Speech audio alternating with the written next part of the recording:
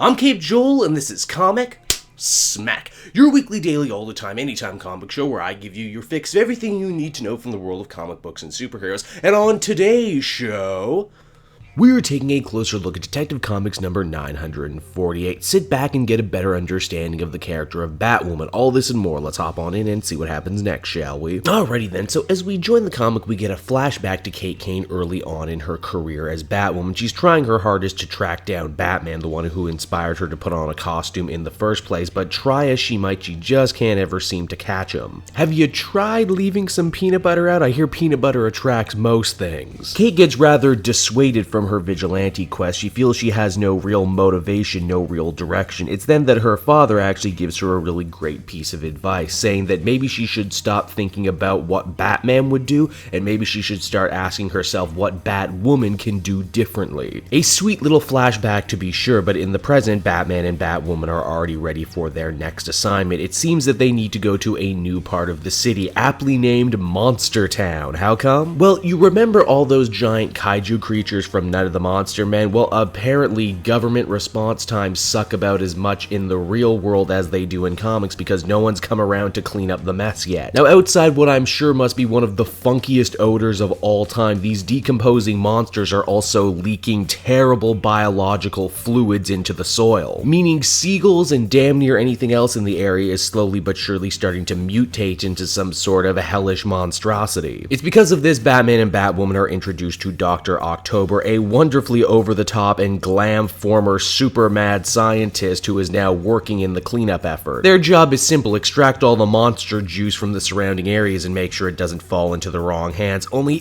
they prove to be pretty shit at their jobs because monster juice has already fallen into the wrong hands. And we're not talking a tiny vial of monster juice either, we're talking drums of the stuff, enough to make an entire monster army should anyone want to. Now, who do we know who is in the market for an army? Well, you remember the Colony, right? Those Batman-themed military dudes who were all loyal to Jake Kane? Well, it turns out their ace agent, Colony Prime, no really, that's the name he chose to go with, Colony Prime, masterminded the entire robbery in hopes of using the monster juice to get Kane out of prison. It's because of this Batman and Batwoman are now hot on his tail, but don't feel bad for old Colony Prime, though, as we discover he was actually specifically and specially trained to fight Batman and all of his disciples. Detective Comics number 948, after many really high impact and emotional stories in a row, decided to take things down a little bit and tell something that was a little more chill. I definitely like the focus on Batwoman. I think she's a really cool character who never quite gets her due, and in fact, if I didn't already know that they were going ahead with a Batwoman solo series, I would say this issue felt like a backdoor pilot for one. Monstertown's a pretty cool concept too, and just another reason why you wouldn't want to live in Gotham City. I wonder if we'll see it stick around or if they'll just sweep it under the rug like they do other parts of Gotham. Overall, though, an enjoyable issue, but nothing I would particularly write home about. Overall, I would give it a 7 out of 10. Hey everyone, thanks so much for watching my newest video. I hope you enjoyed it, and while you're here, why not check out another video I have on offer, or maybe if you're feeling in a supportive mood, you want to like or subscribe. And if you want to support the creation of more videos just like this one, then please by all means check out the Cape Joel Patreon. A little bit goes a very long way, and I will see you all next time.